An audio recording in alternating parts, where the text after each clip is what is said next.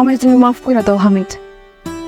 তোমার অভিশাপে আমার সংসার পুরা ছাই হয়ে যাইতেছে। আমি তোমার সরল মনের ভালোবাসা বুঝি নাই, তোমার ধোকা দিছি, দাম দেই নাই, তোমার আমি অপমান করছি। আমার পাপের শাস্তি আমি পাইতেছি।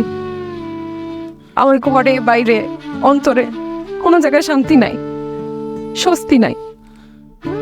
আমি মুখ্য সূক্ষ্ম মানুষ, তো মতো সুন্দর করে বুঝে আমি কথা বলতে পারি না, কিন্তু একটা জিনিস আমি বুঝি, অর্থ করি, সফলতা, এগুলো দিয়ে সুখ পাওয়া যায় না। টাকা দিয়ে সুখ কেনাও যায় না। সুখ কিনতে হয় মন দিয়া, সুখ আসে কলিজা থেকে। আমরা সারা জীবন শুধু নকল জিনিসের পিছনে ছুটি। আল্লাহর দেওয়ার সূর্যরে বাদ দিয়া আমরা ঝাড়বাতির পিছনে দৌড়াই। টাকা দিয়ে যদি সুখ কিনাই যেত, তাহলে বড়লোক মানুষটা কবরের মধ্যে টাকা দিয়ে সুখ কিনত। টাকা দিয়ে সুখ পাওয়া যায় না।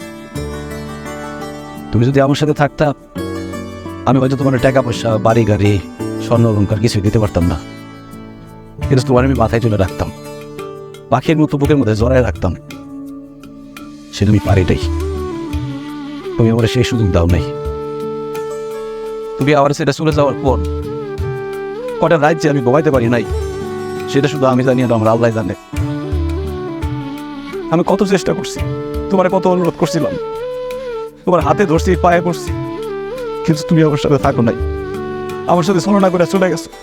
তুমি আমার জীবনটা আগুনে ফিরে কয়লা বানায় ফেলাইছিলে। তোমার মতো মেয়েদের জন্য হাজার হাজার ছেলেরা জীবন তো লাশ হয়ে বেড়ে বেড়ায়। আমার আল্লাহ আমার বাঁচাই দিচ্ছে। তখন আমার জীবনে আসছে আয়েশা।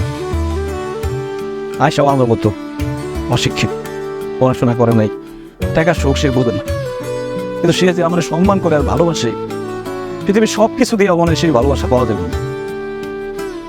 আমি আলহামদুলিল্লাহ ভালো আছি, দোয়া করি তুমি ভালো থাকো। তোমার প্রতি আমার কোনো রাগ অভিমান নাই। তুমি তোমার ভুল বুঝতে পারছো, আল্লাহর কাছে মাফ চাও, আল্লাহ সুখ দিতে পারে। আসি, ভালো থেকো।